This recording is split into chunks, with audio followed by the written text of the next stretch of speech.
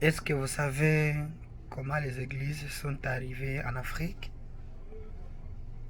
Et il y a de cela 3 siècles que les églises nous arrivent ici en Afrique. La première église instituée en Afrique fut probablement celle du mouvement antonien fondé au XVIIIe siècle par la prophétesse Kimpavita, qui finit sur un briche et le défend l'idée d'un Christ noir dont la terre était Congo. La dame Kimpavita, elle était prophétesse. C'est elle qui a prêché, c'est elle qui a prêché le christianisme en Afrique lié au Christ noir, notre Christ africain qui présente notre divinité africaine. C'est ça notre force.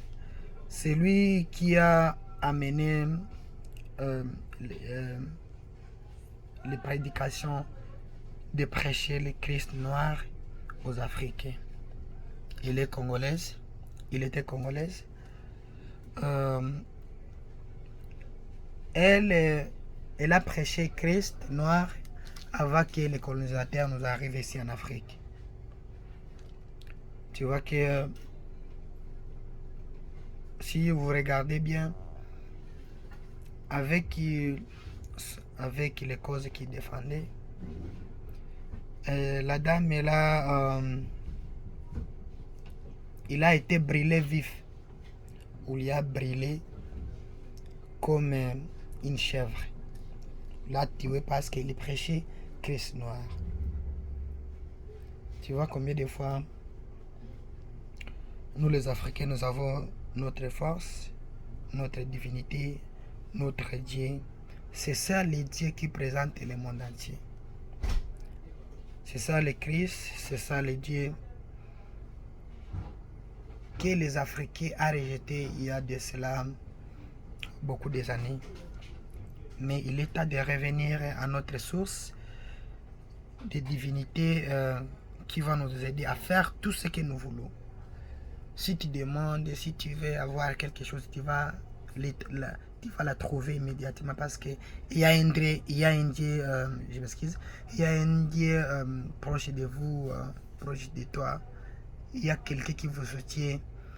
Il y a les puissances de l'Éternel qui nous guident de temps en temps.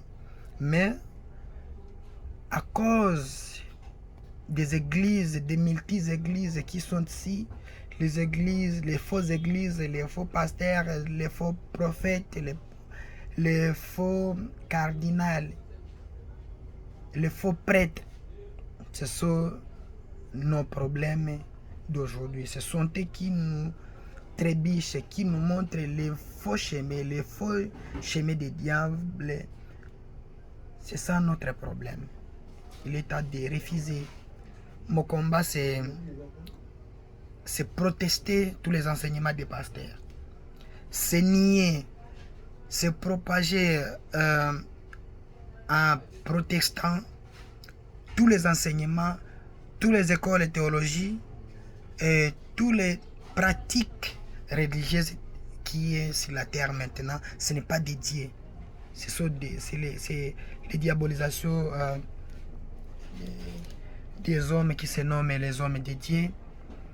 Vraiment, il est temps de chercher les dieux, les tout-puissants, les dieux de l'Afrique, qui va nous aider dans toutes les circonstances.